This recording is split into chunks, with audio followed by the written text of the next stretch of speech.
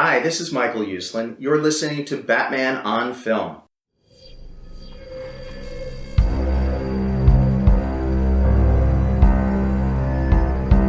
I'm vengeance. I have given a name to my pain.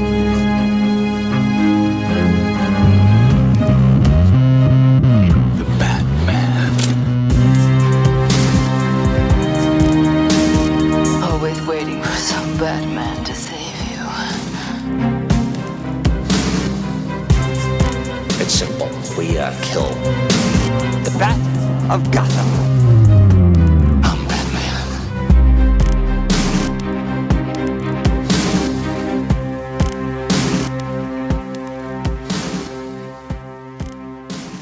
Hello, Bat family, and welcome to this episode, number 182 of the Batman on Film podcast. BOF is the sponsor and a proud member of the Batman Podcast Network.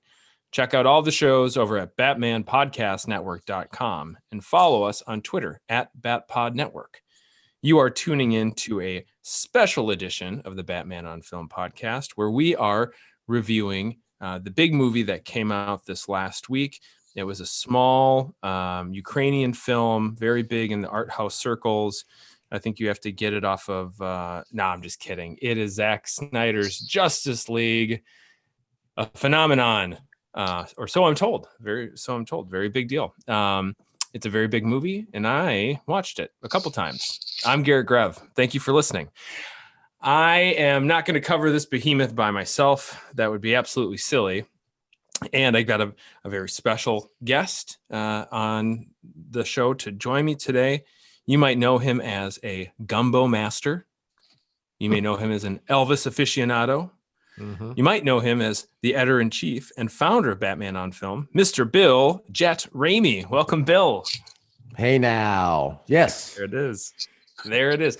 Well, Bill, there's just simply no way we could have a review of a movie, a film, or a video event, however you would categorize what we just had unleashed upon the world on Thursday, without having you on the show for a number of reasons. But most importantly, there's some Batman in this movie, so I can't wait to talk about it with you. I want to apologize in advance for probably bringing the ratings down quite a bit on this episode for my appearance. You sure it won't crash the server? I might. So, but please, apologies in advance. But yeah, I'm glad to be here. And I'll anytime y'all want to have me come on y'all's show, I'd love to pop in every once in a while. And of course, the Batman's coming, and the Suicide Squad's coming too. So we'll talk about that. Well, first of all, appropriate. First of all, Bill, it's your show. I just get the pleasure of hosting it, so you're always welcome. Our next guest, no stranger to the show. He is the king of sitcom reruns. He is a Lee Bermejo superfan, and he is the librarian of the Batman Book Club, Mr. Ryan Lauer. Welcome, Ryan. Oh, wow, the master sitcoms reruns. Thank you, Garret, for that marvelous introduction. Happy to be here. Good to talk to the subject at hand with Mr. Bill Jett Ramey and you and this next guy you're going to introduce. Well, this next guy is also no stranger. He's been on the show a few times. He is a meat enthusiast, whether it's Italian deli meats I haven't heard of or smoking them out in the backyard. He's half of Straight Out of Gotham. And he is, in my estimation, the Henry Jones Sr. of the Zaddy Grail Diary, Mr. Peter Verra. Peter, welcome to the show. Oh, geez. I just, a man of the people, I guess. Well, no one has put the time into researching the lore more than you. That doesn't appear on, some sort of liquor-inspired stream every Friday night. So I'm glad to have you because you're more knowledgeable than I think in this subject matter than the rest of us. And that's not a slight. I'm not. It feels like one. I'm not throwing shade here. Somebody on Twitter is going to say that I was talking trash about other shows. I'm not. I'm just saying those guys are deep into this stuff. You're the closest thing we have to that. So Peter, couldn't do the show without you. I'm just glad I can contribute. I think it's funny. One of these things is not like the other. You introduce everybody of Bill's making gumbo, Pete's smoking meats, you grill all the time, and over here pouring Cap'n Crunch and in cereal bowls and stuff, and that's my specialty. While watching the Golden Girls or whatever. The Golden Yeah. Girls. Dick Van Dyke. Yeah. Yeah. Mhm. Well, we probably should have done a WandaVision episode, Lauer, with your background, your professional background in the television industry with rerun sitcoms. But we're not doing that today. We are doing not a rerun, but a retake on a movie that came out in 2017, or a version of a movie that came out in 2017, or a remake of this that came out in 2017. It's hard to keep all straight. But listeners, we are going to be talking once again about Zack Snyder's Justice League. And I say that again to reinforce the fact that we are going to be talking about this movie, sharing our thoughts on this movie. If you want to go to Variety, has a good article about it. There's all the tweets you could ever want to read and more on Twitter. If you want to hear about what got us from Batman versus Superman to where we are today, there's a lot of places you can go and do that. We're not going to do that here. We're going to stick to the movie at hand because there's a whole lot of movie. And there's a lot of other shows out there that are going to spend at least the runtime of 4 hours dissecting this thing, if not many, many more. We want to give you something digestible. So we're going to spend an hour or so together reviewing this bad boy. So we're also, I think with that said, it is fair to bring up comparison points to 2017's Justice League, where they're warranted, where it makes sense, where we're talking about characters. So that's not off limits, but otherwise we're really just going to want to talk about this thing that was released on March 18th. You boys ready to jump in? Yeah, I'm ready. Let's go for it. Let's Peter, move to it. I would love, as the resident BOF zaddy, if you could give us, this is a tall mountain to climb here, taller than the one Clark climbed in BVS. Could you give us a brief as you could get, overview of the plot of Zack Snyder's Justice League? Don't feel like you need to cover everything. Okay. So basically, Apocalypse invades Earth and the Justice League stops him. You get a little bit more in depth with Aquaman, the Flash, and Cyborg. You get a closer look at them, and they are definitely more fleshed out characters as pretty much everything else is in the movie. You get a much more classic version of Batman in this film than you did in the last two theatrical cuts of Snyder's work, or I guess Whedon's. You get probably the same amount of Superman that you saw once before, but he does come and kind of help save the day. And the Flash does have a classic Flash moment at the end of the film. But it's in my mind, plot wise, it's pretty much the same movie you saw in 17. Just it's way more fleshed out. Now, Bill, thank you for that, Peter. It's a wonderful sort of overall cover of that. Bill, you've been saying this for years, and again, not to get into that, but been saying that, when this thing came out, and you were lucky enough to receive a screener, and we've got a couple wonderful reviews of the movie if you're looking for more detail from Bill and from Ryan on batmanonfilm.com. But your thoughts going into it, if I'm correct, were largely that this would be very similar plot-wise to 2017. Do you hold true to that thought that Peter shared, that basically we kind of got the same movie again? Yeah, it's the same movie, same outcome. Of course, the third act is the outcome's the same, but the execution's different. A lot of extra in between, but essentially it's the same movie. Different tone. Telling a very similar story in a different approach, so to speak. Yeah, I would agree with that. Yeah. So now I never thought, and I knew that it wasn't going to be just this completely different film. When your core plot, your core storyline is the same, it's hard to have a completely different film. And I think the proclamations that it is a completely different film is a little bit hyperbolic and a little bit of wanting to back up the fact that we get this. But yeah, I mean, I agree with Pete 100%. Things being hyperbolic when discussing a superhero movie. Who can imagine? Who can possibly imagine that? I'm the first happening? one who ever said that in the history of this. Yeah, genre. it's amazing. Yeah. Well, Ryan, I don't want to, typically as somebody that studied a bit of journalism in school, you don't want to bury the lead, but I'm going to just pull the lead right up out front. I know from our conversations that when we get into the overall thoughts or wrap ups or give your grade will likely be the highest of this group. Is the fact that you enjoyed this so well, what does that say to the experience of going from one, pretty different movie to what we have here? Are the two things, was the journey to you through 4 hours to enjoy this movie really, really pretty well? Was that time well spent, or could you have enjoyed this just as much, say, in 3 hours or something like that? I've watched it twice now, and I think I would need to get a few more viewings in until I can start to see maybe this is what could be trimmed. This is what could be trimmed.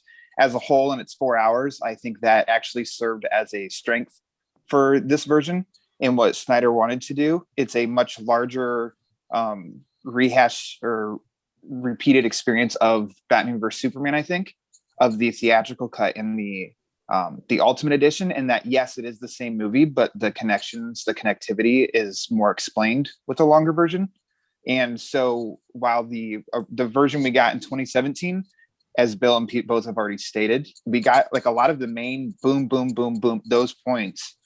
We still have those here. It's just some of the action sequences are a little bit longer. We get some explanation of why, they're in Russia. We like the characterizations are a little bit more fleshed out. And so it's not going to make anybody who absolutely hated, completely love this version. I just think it's more of, if you've appreciated what Snyder has done, or you like what he's done to some extent, well, here's some more of it. So you're probably going to like this on the same level, which is kind of where I've landed as well. Yeah, I think that's a good way to look at it. I've said this, not on social media yet, because I think the fervor is still too high and I don't want to deal with the conversations. I don't see this as much of a movie or a film in the traditional sense as just like a real big video experience. Like, this was filmed, it moves, but it's not a traditional movie from the way it's structured, the way it's presented. It is more of like a fairly immersive video experience and a big art project to some ways. Which I'm not saying that's a negative. I'd like us to all, have a chance to. I like to lead with positivity. It's in my nature.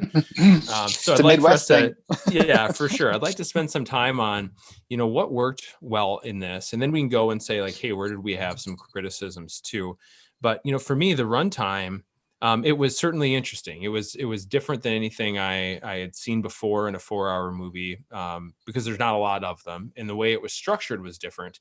But I don't know that it necessarily took away from the experience. Now, I will have some things I think the movie could have done without, but I'll save that for later. Bill, since you are, the big man on campus, the editor-in-chief, and people expect you to be very, very critical.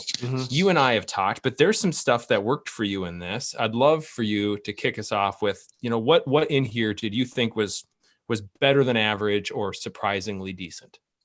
Well, I would have to answer that just by saying that once it was over with, that I said to myself, okay, I liked it better than I expected. I like it better, way better than BVS, which I personally, I don't like that film at all. Wouldn't even watch it. So in that regard, that's where I guess that's my answer. It's something that better than I expected overall, just on the overall grading scale, and just my personal reaction to it. And there's nothing really specific where I went, that I did like. I will say this, even though Batman hanging around superheroes and flying into space and these gods invading Earth and whatever, I really did like the faith aspect of Batman, bringing that up a few times in the film. And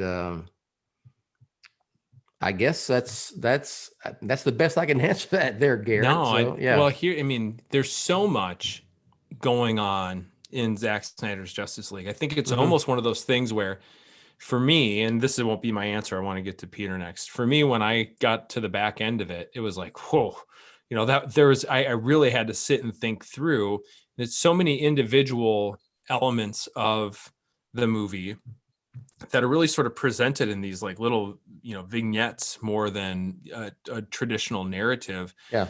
That you sort of are left with this like, oh boy, that was an experience. And dissecting it wasn't particularly easy for me the first time I saw it. So I get where you're coming from on that. Yeah. Can I say this? I left this out of my review. I had it in my review in the one I wrote, and then I took it out. I don't know the reasoning why they didn't do the make it a mini series, the reasoning, but I think I get why this would not work as a mini series, because there's, even with the chapters, it's not really something that's serialized like say, which I'm watching right now for the first time. What the hell was I doing? Narcos. Or I'm a huge Better Call Saul and Breaking Bad and all that, where it's one long story, but it's still, each chapter is kind of its own little thing. You couldn't do that with this without some huge editing. And I get, and this is, if this is what Zack wanted, to make it just all 4 hours. And let's be clear, if this had gone to the cinema theater, I get made fun of the way I say it. It would not have been a 4-hour movie, and you wouldn't have got the epilogue. So I think it worked better as this 4-hour movie as opposed to a mini series, if that makes any sense whatsoever to y'all. It does. It does. I was sort of torn on that. I thought as I was watching this, like, man, this would have killed if they could have found a way to break it up into chapters where the chapters had a beginning, middle, and cliffhanger ending, but it was not formatted that way. And at least as it was, I don't think would have worked. I think it's this big event all at once too. Peter, I agree with you. Peter, I know that there's quite a bit of stuff in here that worked really well for you. Why don't you give us the highlights in your opinion? For me, it's a lot of the characterization of just the Justice League, and even Steppenwolf. Batman he's not depressing. He's putting the team together. He's and look, I loved BVS. That's still my favorite of the three. Say what you want. I really do enjoy that movie, and I understood what Zack was trying to do with that. But I appreciate how Batman is kind of hopeful and trying to put the team together. I really enjoyed this version of Aquaman. I actually think this is even better characterization of Aquaman than in James Wan's movie. Just take really hot take. That's a hot take. Yeah, he doesn't want to be king. He doesn't want to be recognized. He's like it's that line in BVS. He's just a guy trying to do the right thing. He doesn't want any fame or recognition. He's just helping people. And that really struck with me. I'll jump in on that too with Aquaman. I liked the Yee-hoo, bro, Batman version that we got in 2017. I liked the version of his own movie. And I liked this version, how it was toned down. He's a little bit more serious and everything that you were just saying, Pete. So it's funny that we have one actor take with 3 different kind of takes of Aquaman, and all 3 of them have worked for me, I think. Yeah, no, sorry. The theatrical Aquaman was okay, but I definitely preferred this one. Barry Allen, I thought, was a much better character aside from his introduction. I did not like his introduction with the hot dog and the resume and the woman with the coins, but I thought that I thought that overall it was a better interpretation. Cyborg is just more fleshed out. Peter, can I just one thing on that one? I've seen a few people, and I feel like I need. I only have so many hours in a life. I feel like I need another rewatch to understand it, because I've seen you and a few other people say that you thought the approach to Barry was better, and I just thought it was more. It just seemed like it was more of the same quirky. No, he's definitely. I think he's, aside from that first appearance where he's talking about the tokens and the bus and all that stuff, I thought it was very toned down. I thought while he was the humorous one of the group, I thought the humor was approached better. Like push people run away. I didn't really like. It made him seem like a coward. I miss Superman.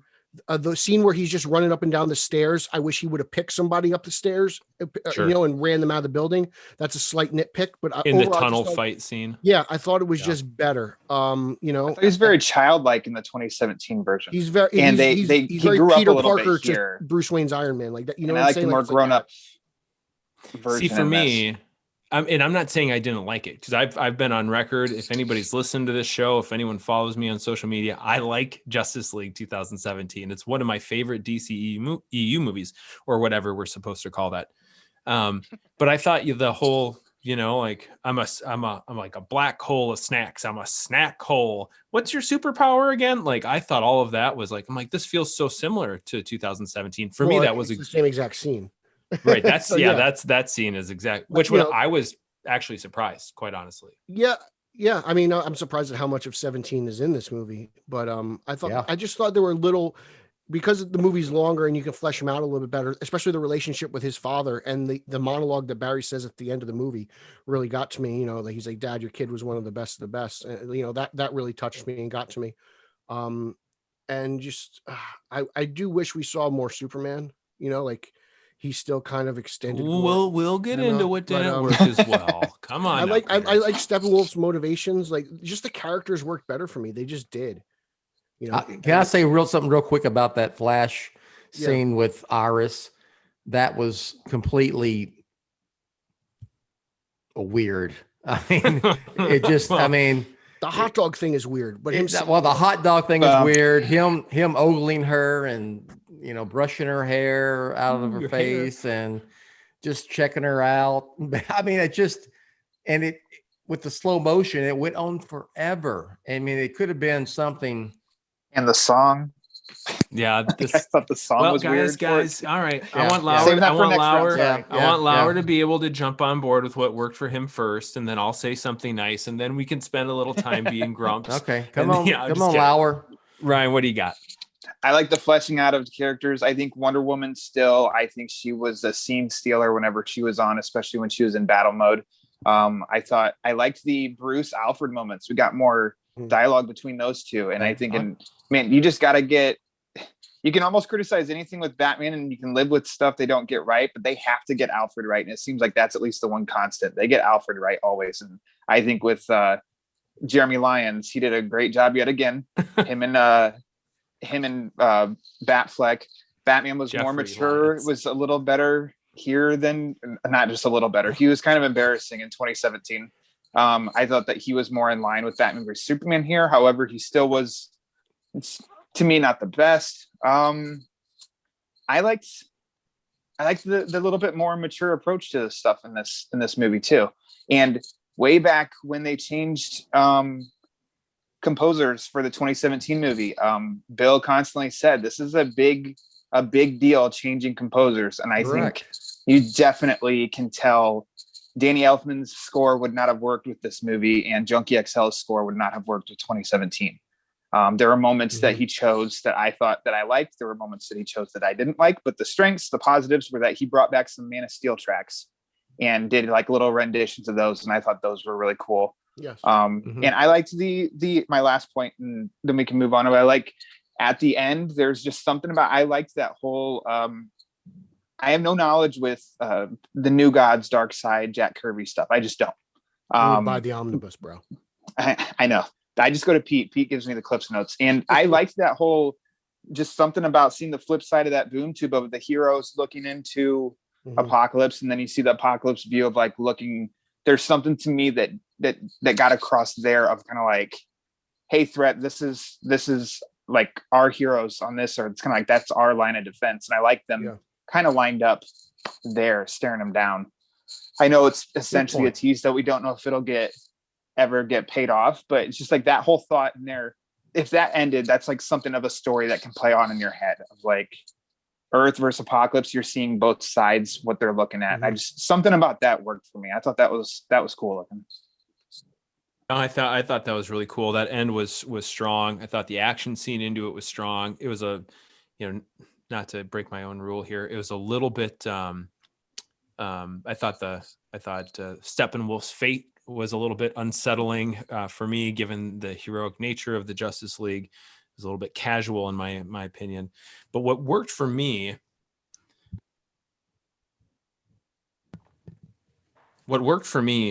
was seeing Snyder's approach to similar material, and just the way he sort of massaged it a bit differently.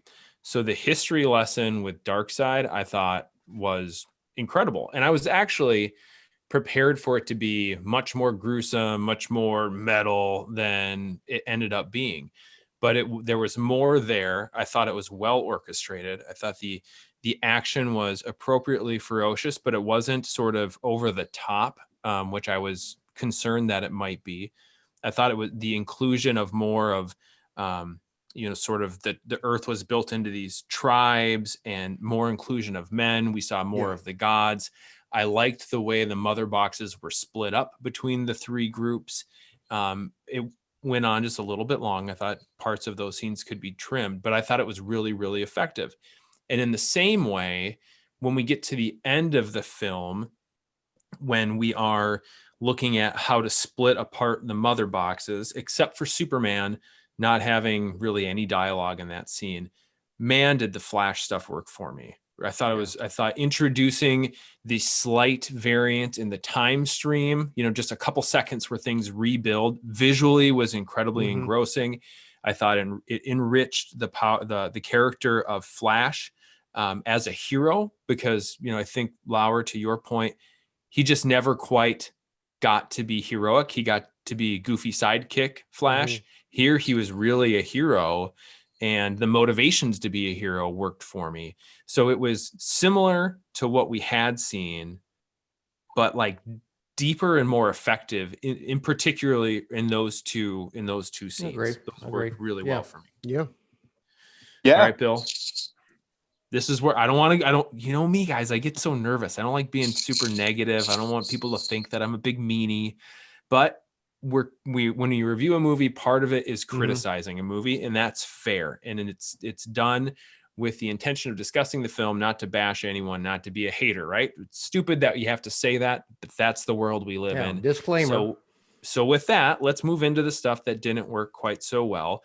I want to go in reverse order this time. Lauer, you really like this thing the mostest. What about it did you maybe like the leastest? I think we'll spend one part, all of us participating. So let's wait till that on the end. I did not like, I just said that I like Junkie XL's score. I also didn't like parts of the score. I didn't like song insertions in the Flash scene. I thought that went on way too long. I thought the song choice was weird. I think it could have been more effective with just a score and not slowed down, sped up. It seems like a universally beloved Wonder Woman theme. Use that, and instead they kind of had it, but then had an additional woman just singing at the top of her lungs on top of it, which I found completely distracting every single time it was used. And I'm not trying to be hyperbolic or anything. It was just that took me out every single time it was used. And then there was another song choice when Aquaman was walking out on the pier. That song as well to me was distracting. Aside from that, I can say I prefer the blue suited Steppenwolf instead of spiky Steppenwolf. I mean, just a preference on aesthetic. I just kind of thought the spikiness was whatever. That's a minor nitpick. And I mean, the only thing that could really pop out in my head and something else is that damn nightmare scene at the end. That I just don't. I think that is just overall bad from beginning to end. It's a bad scene. It was cool to see Mira. It was cool to see Hot Joe Manganiello popping in there. Hot Joe. But the Batman and Joker stuff just seemed extremely pretentious, like it was trying to be some form of poetry that was not good. And great way to word that, Ryan. Yeah. And I just don't need to spend more time into just bashing that. I just didn't think that worked at all. And it showed two high caliber actors, and Affleck and Leto, trying so hard to make something so memorable. And to me, it was only memorable because it was really bad. Fair enough. And then Fair enough. I'll save the Martian Manhunter stuff. Definitely, we all know now it's a retcon. It seemed like it. I mean, it is what it is. It's like, okay, well, there he was. Yeah, exactly. And well, they teased it as it was going to be some kind of, cameo at the end that was going to blow our minds. But it's like, but at the end of the movie, it wasn't the first time we saw Martian Manhunter. Like, No. He showed up halfway in the movie in a part that was kind of a bummer that we saw him at that part of the scene, because it took away some of the emotional effect. Oh, of absolutely. Martha and Amy, and 100%, right? talking. Yeah. And it kind of didn't make sense when it's like, well, you could have made it general. I'm sorry, I don't like to criticize this way of like what could have happened, but to me, I'm like, it didn't need to be Martha. It could have been General Swanwick, and that would have made sense because he was with Lois in Batman vs Superman and trying to uncover a story.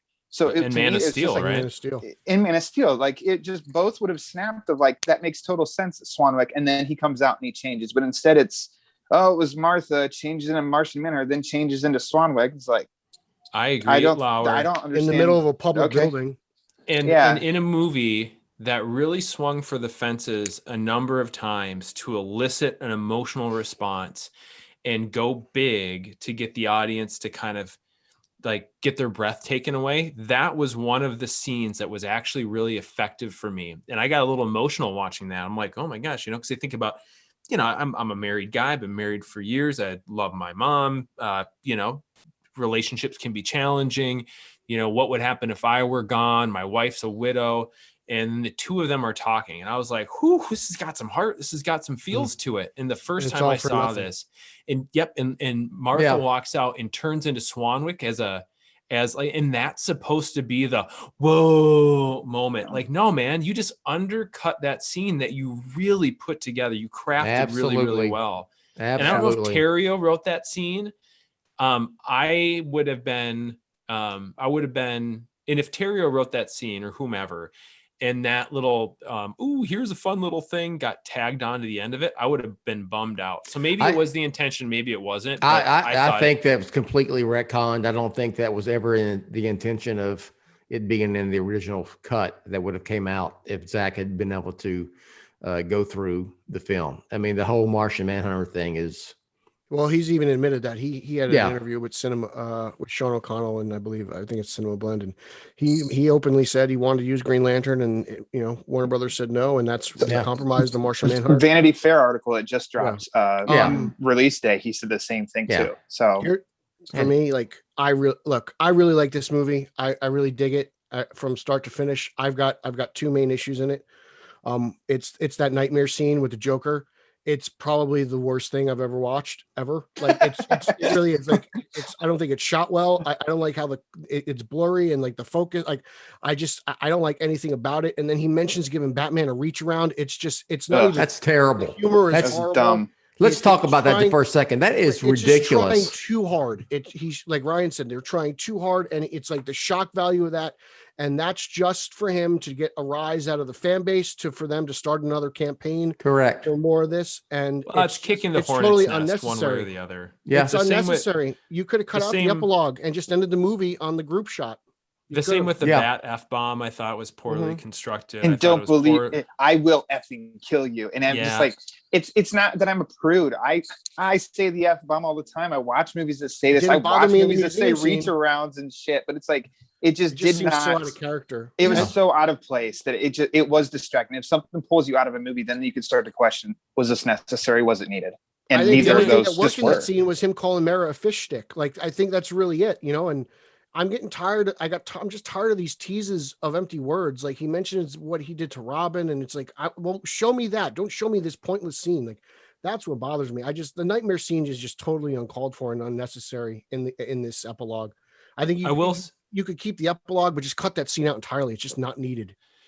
I will say, there's a part of me, not the part of me that needed this to be needed this scene to make a well-crafted movie, because I don't think it should have been included. I think it was superfluous and felt tacked on. 100%. There is a part of me that if we don't ever get, and we likely won't get more Ben Affleck Batman or Jared Leto Joker, I always would have been a little bit bummed that there was never a scene, even though they didn't film this together. And you could see the cheats in the way it was filmed, where it was blurry and things go in and out of camera to make up for the fact that they weren't on set together.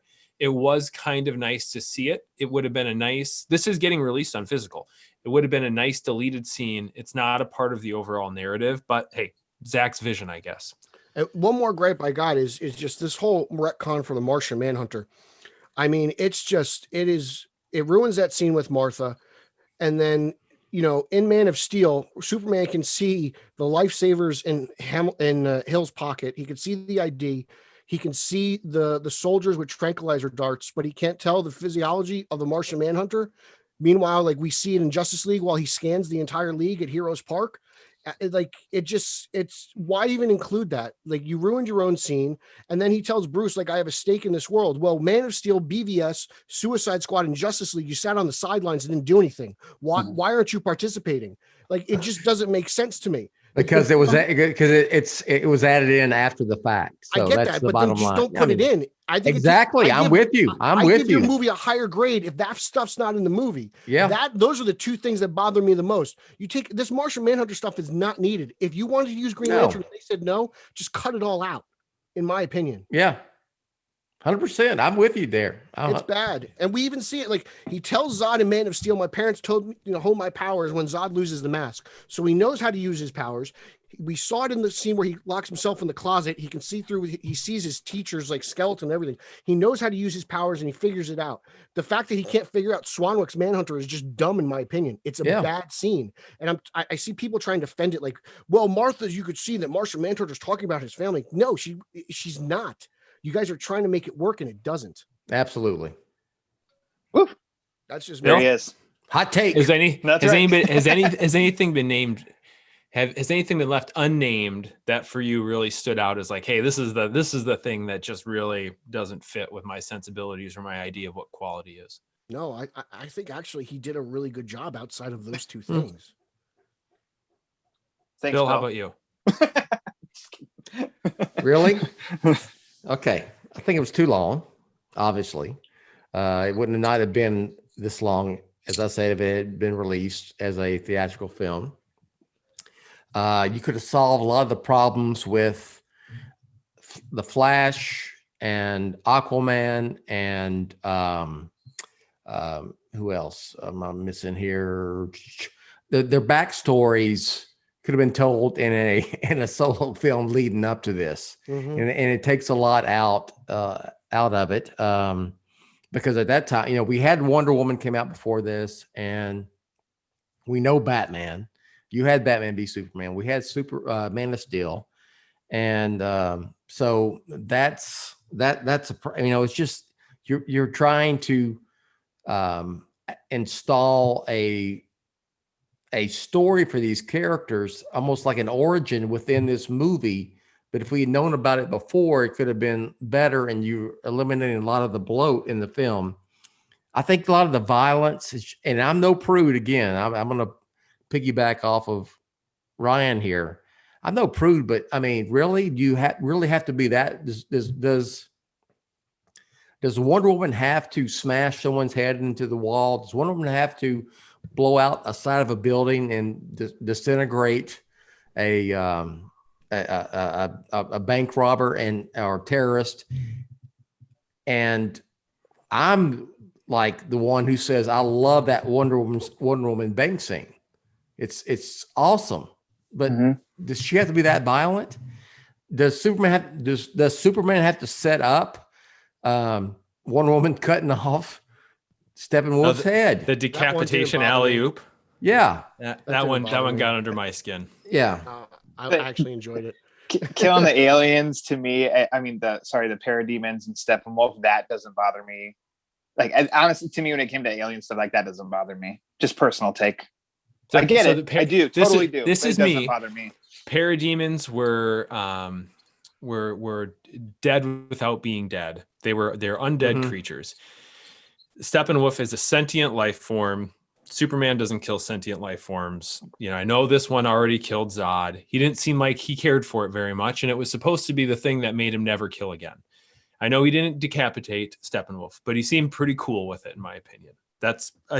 It didn't ruin the movie for me. I'm not saying like, oh my gosh, it's the worst thing ever because of it, but I'm a big Superman fan, and that just like, oh boy, that doesn't feel quite right.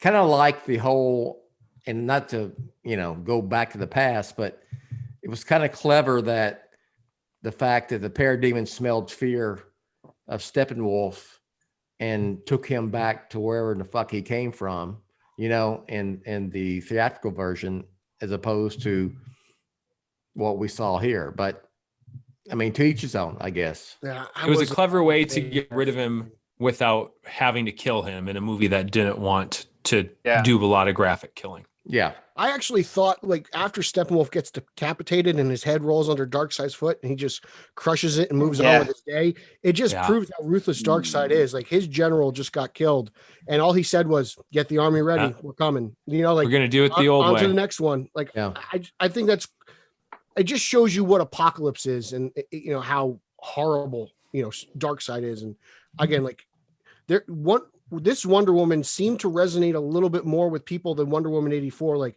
I think there's something to be said with the warrior Wonder Woman, as opposed to what Wonder Woman 84 was, kind of the Linda Carter inspired Wonder Woman. I think people seem to enjoy her in her warrior mode more than that. It's interesting, and I don't know. I'm not an expert on gender dynamics, right? Like, I took like one course in college. I've seen a lot of dudes say this Wonder Woman landed for them better than Wonder Woman 84.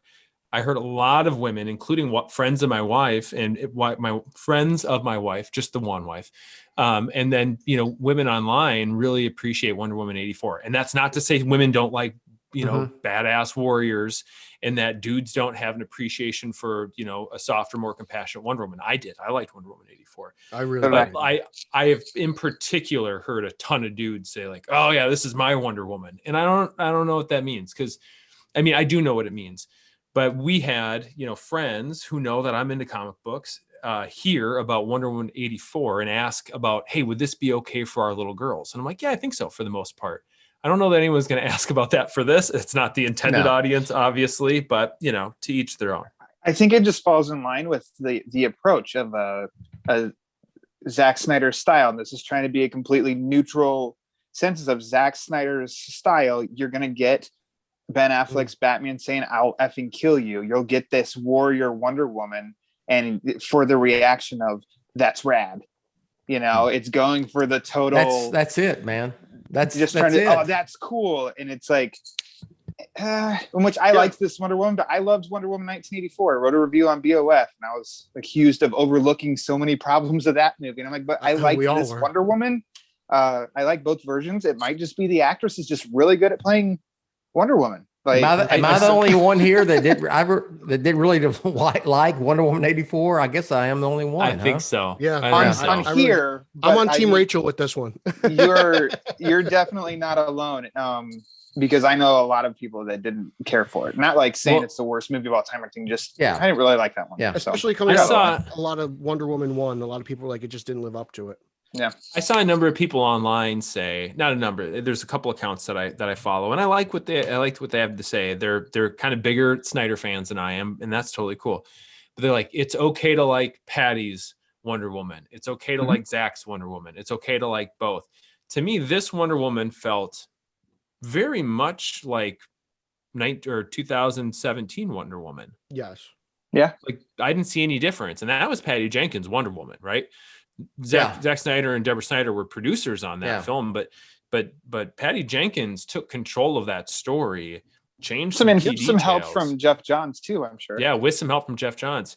And we can get into that a little bit. In 84, and again, like we've always on this website preached, let the director do their thing, regardless of who that director is, whether it's Tim Burton, Zack Snyder, or Patty Jenkins. 100%. If they have a vision for a film, let's fulfill that vision, and then let's see what happens, and then we'll judge it after that. Yeah, and hopefully more often than not, it ends up being a good thing. Mm-hmm. I don't want to overdo it. There's a couple things that didn't work for me.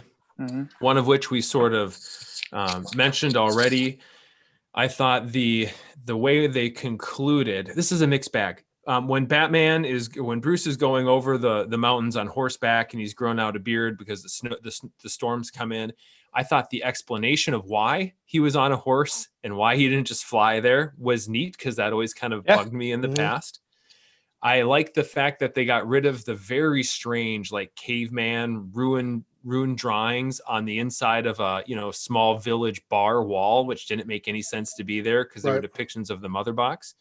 But the wrap up of the choir of little Nordic teenage girls singing their worship song to Aquaman and then sniffing his sweater and then singing even harder. Cinematic debut of Dolphin, dude. Man, that was so bad. And I talked to somebody, I was talking to a buddy of mine who's really into Snyder stuff. And he kind of hit me with the, oh, you didn't get it thing. Like, you love that. You love that. Oh, you didn't get it. He's a god to them. I'm like, oh, trust me, man. Like 10 minutes later in the movie, when we watch Aquaman walk in slow motion for 45 seconds into the wave, while Nick Cave's There's a Kingdom plays, which is a song completely based out of Christian and early Gnostic theology.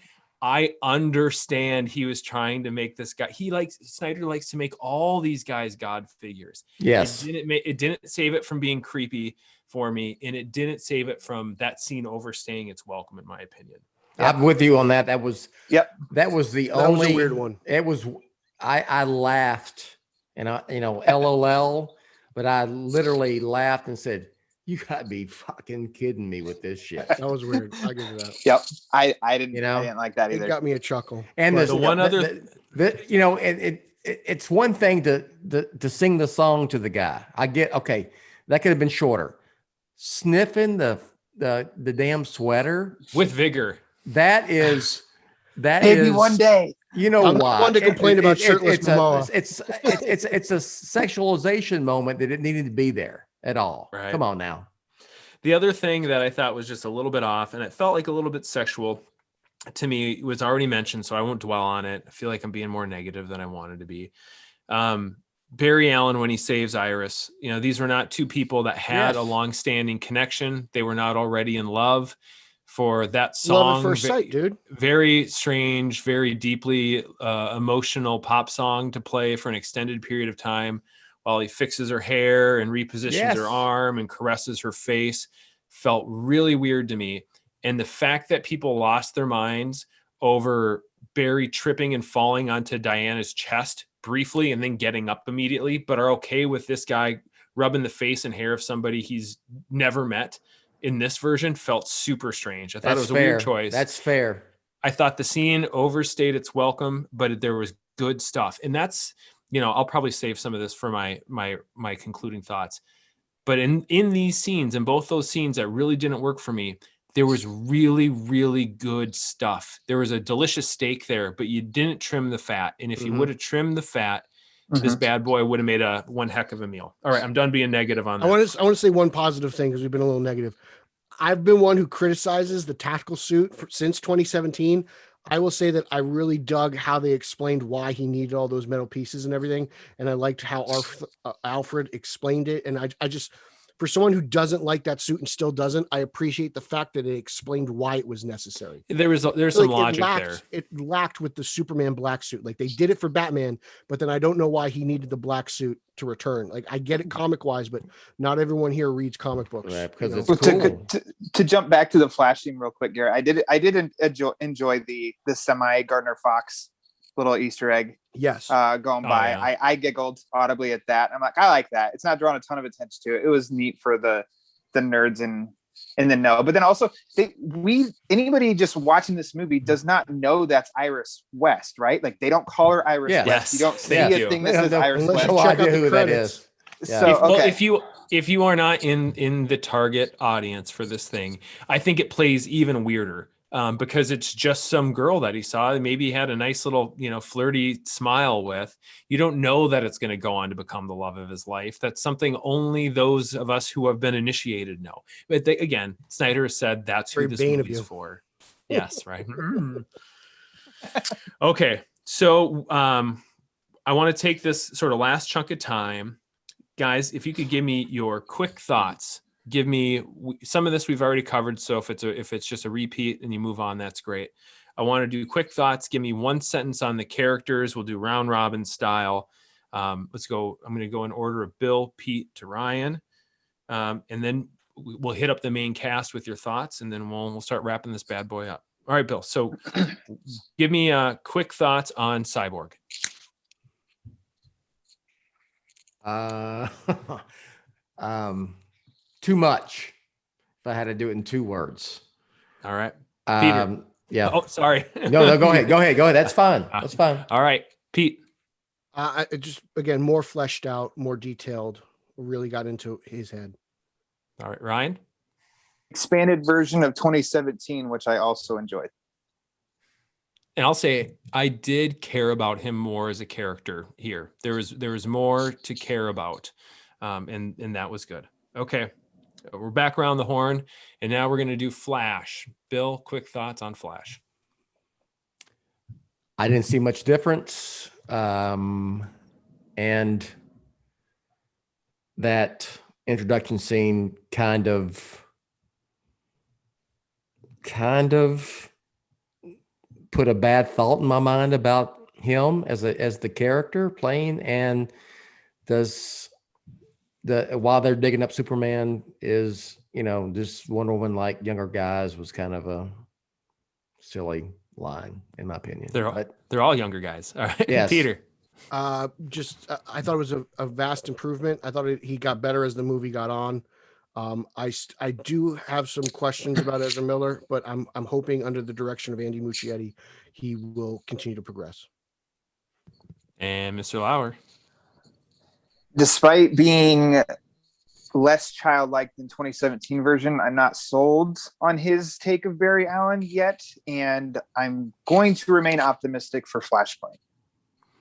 I very much enjoyed having him have a key part in the finale of the wi and saving the day. I thought him playing the role and not just getting lost running east for a while or not east. I thought that was much more valuable.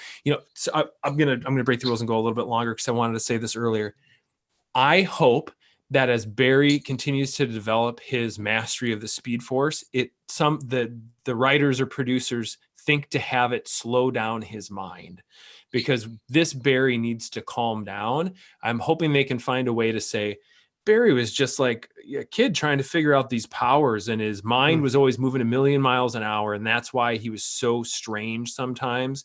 And they can bring it back and calm it down. That's my fan edit, head canon or whatever. All right, back to the top. Bill, let's hear about Aquaman. Same. Liked him. Thought Momoa was awesome. And the 17 cut with too much of the bra stuff. It's still a little bit of that here, but I don't know if this is fair. I saw Aquaman before I saw this, and I kind of really like Aquaman a lot, the movie.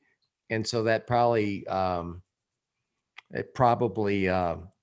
influences my opinion, but yeah. And I will say one thing, like it or not, the last Wonder Woman lasso scene in the theatrical release is a really awesome scene. If you weren't going to say it, I was going to say it. Yeah. I love that scene. I thought that was a lot of fun, an example of where injecting some humor didn't have to be juvenile, and it was well handled. Yeah. All right, Peter, Aquaman thoughts. I loved this version of Aquaman. I even liked it more than Juan's Aquaman. I enjoyed how more toned down he was, and just kind of, again, how he was just helping people. He wasn't looking for recognition. He doesn't want to be king. I did appreciate that. Fair. And so I really did enjoy this version of Aquaman. Fair take. Cool. And Ryan? Basically sign everything Pete just said. This is to me, it's the same actor playing the same character in 3 different versions, but all of them are still kind of different in like some subtle ways. And I like this version too. I like them all. I thought this was the most nuanced he's played the character. We've been able to see him play the character. Great point. From cartoony, over the top dude bro in 17 to like just kind of big surface level action bombasticness in Aquaman, which I loved. I thought that was like Star Wars underwater. To this, where there is a bit more character and a bit more grounding, I really thought he did a nice job. Okay, we've talked about this a little bit, so we can maybe move quickly through this one. But Bill, what do you got on Wonder Woman? Um, I love that bank scene, man. My criticisms about it, I explained earlier, but I love her as Aquaman, as Wonder Woman. I thought she was fantastic as always. Not disappointed, and the only thing I just wish she was a little toned down of the warrior type. I'm going to chop off Steppenwolf's head type of Wonder Woman, but that's my personal nitpick. So Sure. Peter. Yeah, I didn't mind the Steppenwolf beheading. I do wish in the museum scene she didn't, pop guys' heads like Zitz, and she used her speed to stop the final boss. But I do dig the Warrior Wonder Woman. I just wish it was toned down a little bit. And I mean, Gal's just great. So anytime she's on screen, she really lights it up. yep. She is just like a gravitational well on screen. It's something else. Flower, what'd you think? Gal can do no wrong in the role. To me, I think she's just good. She's great, like in all different moments. And then I didn't even mention it that like maybe her best moment. I love the banks or the museum scene at the beginning that Bill's talked about, but also when she swings around in the tunnel to take on Steppenwolf and her theme hits as she like sets with her sword and fights Steppenwolf. I'm just kind of like, yeah, that's awesome. That's awesome. Real quick. I mean, maybe my fault. It's museum, right? It's not a bank. Okay. I think it's a museum. Yeah. Yeah, sure. Yeah, it's because the kids are there. That'd be weird if Yeah. you went on a field trip to a bank, but yeah. All the kids are taking. I out went to a withdrawals. field trip on a bank in 2007 at Who cares where the field Chicago. You're a kid, right? Right. Yeah, you're not in school. I I was critical about the beheading. It didn't ruin the character for me. She is a warrior. Her morals are different than Superman's morals. It was more of a Superman, issue for me than that. I really enjoyed Wonder Woman here. I thought the scene went on for too long, but her descending into the temple of the Amazons to get the backstory on Darkseid was really good. And I was surprised how moved I was by Steppenwolf's attack on the Amazons when he mentions their fear and Hippolyta says, show them your fear. And they say, we have no fear. I was like, oh boy, those are goosebumps. They actually showed up right there. Okay, that was longer than I meant. All right, we're down to the big two. Bill, what'd you think of Superman? He was in this one, by the way. I just have a big sigh. As someone who borderline loves Man of Steel, I've said it a million times. I like the way he's presented in the theatrical version better. He's really he's very Superman in that, and I get why they did that. I just thought he came in at the end and it was just, he was the black suit is a metaphor of his he's dark now, I mean, come on, put the traditional Superman suit on and come kick some ass and be Superman, so I'm disappointed in the fact that he was so underused throughout this little trilogy, if you want to call it, and what they planned on going forward. So that's my take on that.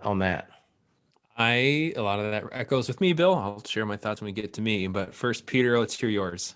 I think he's really gotten the shaft since Man of Steel. It's weird that they call this Superman story when he's, kind of not really in BVS and he's not really in this movie until the end. I do appreciate the theatrical version of Superman more than this, but I do think that this version of Superman is still progress to BVS. I don't think he went backwards. I think he went forwards. I question what Snyder was going to do after this film. In my opinion. If he ever gets shot or whatever, I'm on board with that as well. That's where my concern lies. I thought this was a little bit better than BVS, though.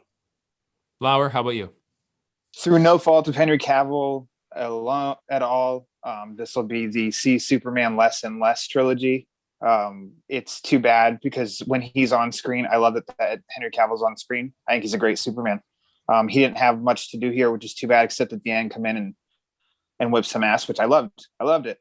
But it's just too bad that a proper Man of Steel sequel would have helped so much for BVS and Justice League with Superman's character, I think. And we all would have had more, like, it would have been more impactful to mourn like Lois was at the beginning of this if we'd have had more Henry Cavill as Superman, just flat out. And also the black suit, to me, also, I have no attachment to that because I wasn't as involved with the death of Superman story when it came out. I'm just like, yeah, I know it exists, but man, we were kids. Get that red and blue suit for that end. Like, I just don't think we need that black suit at all, especially when he's walking in that ship and the red and blue suit is presented to him. So it just totally, that's another thing that makes sense of like, well, there it is. So yeah, he grabbed it, and then audiences will recognize there's Superman with his colors. Otherwise, I mean, I just kind of feel like that's a whole, if you're not in the know, you're just kind of like, why the hell is the suit black? And maybe people don't even question and don't care. That's fine too, but. Yep. And Peter, I think you're saying it's odd that he wears his regular suit in the nightmare scene at the end, which I thought was very strange too. That's where you would have the black suit. Absolutely. I don't get it. I will say, because I love Superman and I love positivity, I very much enjoyed the new voiceover work when he was walking through that hall and the suits were kind of presenting themselves from Jor-El and from Jonathan. I thought there was some good emotional meat there. I thought, I still don't know how he's talking to these guys all these years later. And it's not just remembering old conversations, it's new conversations, but let's push that aside. As a father it spoke to me, as someone who loves Superman, the character, and, really, I'll poke some fun at Kevin Costner's Jonathan Kent from time to time, but I thought he did a very nice job with what he was given, and Russell Crowe was fantastic as Jor-El. It was nice to have them back. It didn't make sense with as emotional and inspiring as that scene was, that then he got in the black suit and flew off. Like, dude, that was the perfect spot to go back to big, bold, colorful, traditional.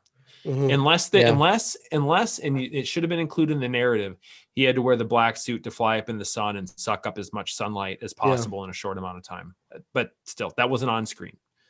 All right, here we are. We're the big guy. This is Batman on Film. It's Bill's site. So Bill, I'm going to save this for you last this time. Okay. Ooh, Lauer, what did you think of this Batman? He was much better than 2017. It was just embarrassing in 2017. But he's still, I don't think he was as good as in Batman vs. Superman, but we did get a more heroic Batman here. And as Bill alluded to earlier, I too liked the faith aspect and the mindset that he had of the faith and stuff. And I also respect when Batman's with super beings, like, what the hell is he supposed to do? And so he was staying back and doing what he could do in that third act and stuff of using the Parademon's weapons against them, because he can't go in and fight Steppenwolf. That'd have been stupid.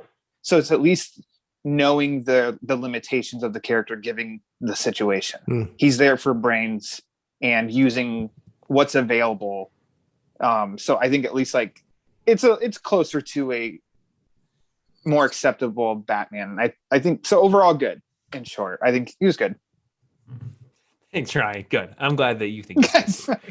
All right. Peter, how about you, man? What do you got? I thought while Affleck's performance wasn't as good as it was in BVS, I still think it was much better than what we saw theatrically. I thought Batman was just characterized better theatrically. I appreciated how much they stressed the faith. It made it seem like he did make progress from BVS to this version of Justice League. And I really enjoyed the relationships that he was building. In Justice League 2017, it did seem like he was kind of a jerk at sometimes, with him and Diana in the hangar where he brought up randomly without reason. I thought that was a dick move, and I thought he was moved past that. But I did appreciate this a lot, and I think it was progress from what we saw before. I agree with that. I'll share mine, and then I want to hear Bill wrap up the Bat thoughts.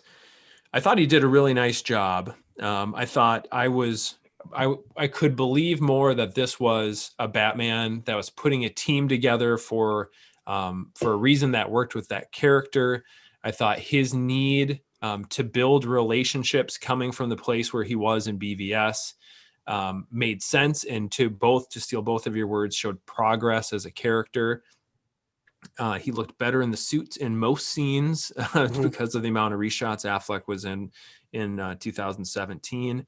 I thought he was heroic. when he needed to be heroic, and he was kind of the not swarmy is probably the wrong word for it, but the cocky sort of gravitas guy on screen as needed without overdoing it. I thought Affleck did a nice job with the role this time.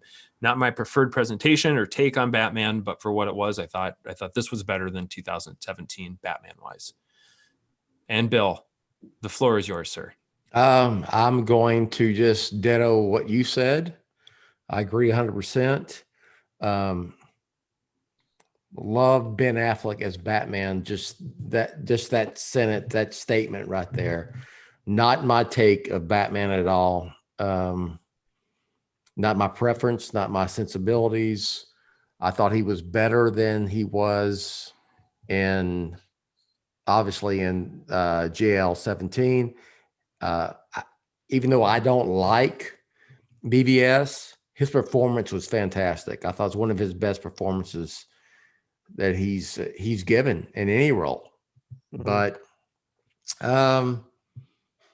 just I have a hard time separating my Batman sensibilities to when I see this. So, but just extracting that out of what I'm going to say is just, yeah, he was better.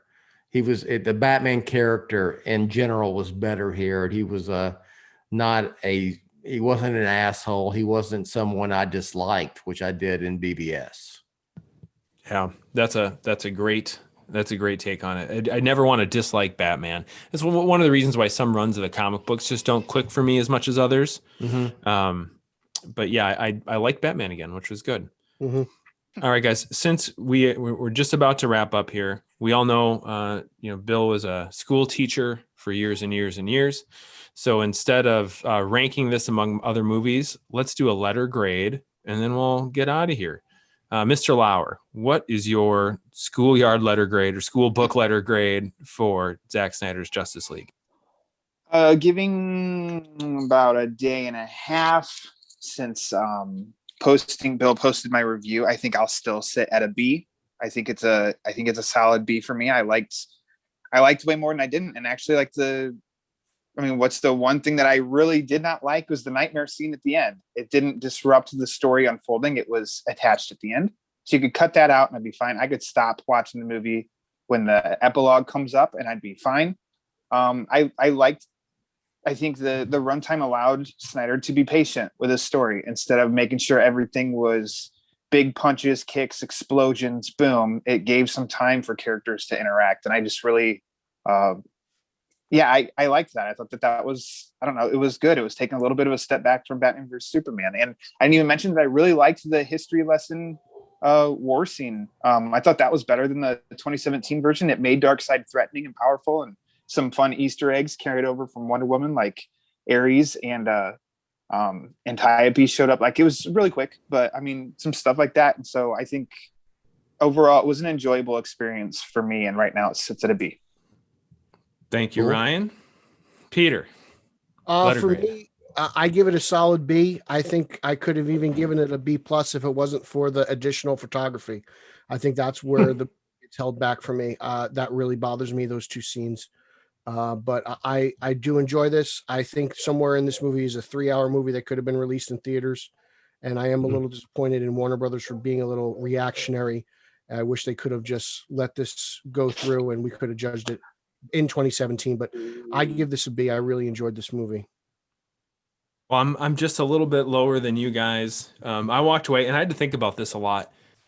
I realized I was trying to grade this as a movie, and it helped me kind of say, like, it's not really a movie. It is, right? You sit down and you watch it, but it's structured differently. It's more of an event than a traditional movie.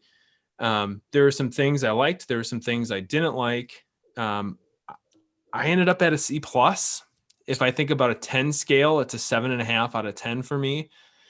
Some of that is treating it like a movie and saying, I want the narrative to be tighter in some places, not to cut some of the interaction, because the connective tissue was better than anything we saw in 2017, which made you sort of do some mental gymnastics around, how did Bruce build this giant carrier by himself, seemingly? Like, there was more of those little bits, but the extended slow motion scenes that were pretty, relentless. There was some sort of more time spent in scenes where I'm just like, oh my gosh, there's 30 seconds on the end of that scene that could be cut, and we would move better from scene to scene. I thought the editing was kind of rough, and I really, the Superman stuff didn't work very well for me at all. So C+, I enjoyed it more than I thought I would. It will be something that I rewatch. For me, a C+ movie is not a terrible thing.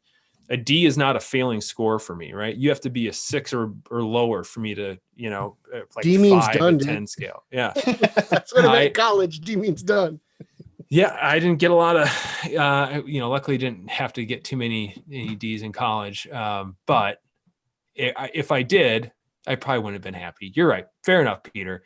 But a 7.5 for me is not a movie that it's like, oh, this is so bad, I'll never watch it again. So a C+ is what I ended up at. And Bill. Great away, sir. I will stay with my C-ish grade. Probably it'll float back toward the back end of that. I liked it better than I thought. I like Man of Steel way better. I like this a lot better than BVS, obviously. I'm not sure that I want to see any more of this going forward, even on HBO Max, because not a big fan of Superman being an asshole. And we know, and not to bring this up, it's probably for another podcast. We know what Mr. Snyder has planned. He had planned, just not my thing. So, but I will say, I think that it's being fairly reviewed. I think the average, I think if you really look into it, the reviews are mixed to average, and that's where it sits. And especially with Metacritic, and not sure this is one for the masses, really. I also believe that it's kind of a little self-fulfilling prophecy with this thing being so legendary that there was no way the fans weren't going to love it, quote unquote, when it finally came out. But yeah, I mean, I didn't hate it, and I'm glad it's here, and I hope the fans that wanted this got what they wanted, and I still don't hate the theatrical release of Justice League. No, Sorry. I don't know. We had talked about are we going to rank this in DCEU movies, and I'm not ready for it yet. Yeah, I really liked Justice League 2017. My score for that is actually my grade for that is higher than this. Yeah, the stuff that I think works the best works in Zack Snyder's Justice League, works better than the stuff that works the best in JL 17. And most of the time it's almost the same stuff, if not the exact same stuff. I really think there's probably an A- movie in here someplace. If you got tight with your editing, if you removed some of the unnecessary stuff, maybe made some adjustments in the way things play out, I think there is a B+, A-, 2 hour and 45-minute movie in here hiding. And I don't think we'll ever get that out of this. I hope someone makes it, because to this point, I think JL 17 will probably be more rewatchable for me, certainly with having younger kids. But there is some really, really excellent bits in here. I just don't think the sum is any better than their parts. Snyder said he's got like 5 cuts. So there's a 245 cut in there. Oh yeah, he does. He's got several cuts. I hope there is. Released. I would watch Blade that. Runner. I'd probably watch that quite a bit, to be honest. All right, guys. We, I had made a big deal about saying this was an hour, but of course, when we're talking about a over 4 hour movie, just going over 1 hour, I still don't think is too bad. Was this chapter 1? This is chapter 1, so let's get into chapter 2. No, I'm just kidding. Chapter 2 will be the conclusion, the wrap up. Guys, thank you for joining. I know you each have shows of your own because I've been on them. Why don't you tell the audience, if they don't already know, where else they can hear more of your lovely voices? Mr. Lauer, please start. My podcast is the Batman Book Club, a podcast exploring the Dark Knight Library. All of you gentlemen have been on multiple times and are going to be on again in the future. Follow on Twitter at the Batman BC. And right now, in celebration of the big basketball tournament going on, we have a Best Batman Story tournament going on. Awesome. Where I need as many votes as possible because that will just make it wrong. more fun. Go there and just, I mean, it takes you 10 seconds, just go through each day and just vote on the options that are going on. And that's my big push right now. Episode 50 is coming up really soon. And I haven't said what that is yet, but follow and you'll know when that drops and give it a listen. And thanks. You'll find out. Thanks for letting me be on too, Garret. Oh, man. And Bill. And I guess Pete. Yeah, it was great. I don't need any everybody. thanks. All right, Peter, tell us about you, my man. You can follow me on social media. That's Twitter, Instagram, and Zack Snyder's favorite Verra at Pete Illustrated. You can follow the show that I co-host with the champion of Long Island, Eric Holzman, at _O_G on both Instagram and Twitter. Please follow our straight OG Facebook page. Please join our Straight Outta Gotham group. Please check out my reviews of Dark Detective Man-Bat, Detective Comics on Batman on Film proper. Please check out Batman on Film YouTube for my interviews with Michael Uslan, Tara Strong, Kevin Conroy, Lauren Lester, Tony Todd, amongst others in the comic book and Batman industry. And as always, just keep reading more Batman, fellas. Thank you, Peter. Bill, what do you got for us before I wrap us up? I have a website called Batman on Film. I've heard of that. It's a pretty good one. It's been around kind of a little bit of time. That's all I got. Long enough that I think I discovered it when I was 17 years old or so. Thank you for telling me how old I am. So no, it is going on. What are we? 23 years. Oh man, come June, man. Wow. Old enough to drink. This would be the time to also plug the BOF Chronicles that you and I are doing right now, which is fantastic. And the most recent one, part 3, covering the Dark Knight, which was a wonderful. That was a good one, wasn't it, talking man? point. Yes, it was. It was great. Where you shared things that you've written about before, as well as things that you haven't. Yeah. So track that down if you haven't yet for the history of Batman on Film. Yeah, I'll just say, just follow me.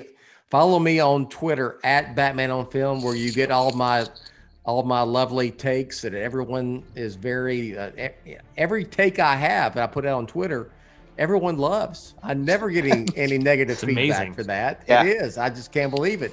And if you just want to follow, the news feed, it's at the Batman on Film. And I will say, hashtag the Suicide Squad is coming. So that's going to be our focus here going forward. My Batman on Film brothers. Yes. Outstanding. Yeah. Well, thanks everyone for tuning in. I imagine there may be some new listeners in this group, given that this has been, such a big topic and people are hungry to read and listen to reviews. So I'd love if you stick around, and I'd also love to keep the conversation going. You can do that by following me on Twitter at Garret Wato. That is GarretWato. And if you have any suggestions, questions, comments, reviews, you can email me at garret.grev@batman-on-film.com. That's garret.grev@batmanonfilm.com. Thank you for listening. And remember, it's not who you are underneath. It's what you do that defines you. Thank you for listening. You have been listening to the official podcast of the one and only Batman on Film website. On Twitter, follow BOF at Batman on Film and the Batman Podcast Network at BatPod Network. For Jett and everyone at Batman on Film, I'm announcer Rachel. Thanks for listening to the authoritative, definitive, the original Batman on Film.